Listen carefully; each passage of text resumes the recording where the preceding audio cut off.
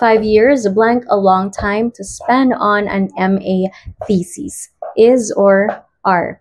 Ano ang tamang gamitin dito? Tandaan na kapag meron tayong mga unit words of time, okay, like this, iisipin nyo kung yan ba ay tumutukoy dun sa isang buong period. Does this refer to one single period? Sa sentence na to, sabi, i-spend mo yung 5 years sa pagtithesis or pag-MA thesis. Ibig sabihin, ito ay isang buong period para dito.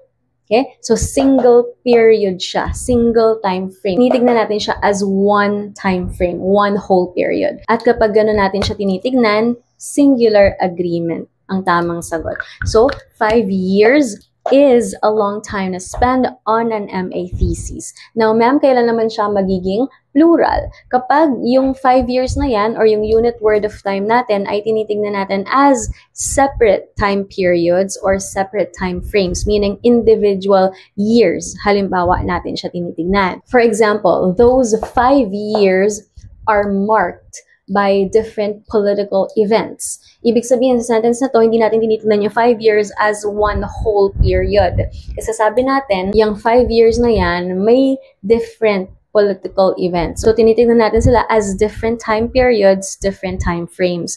Therefore, plural yung ginagamit natin.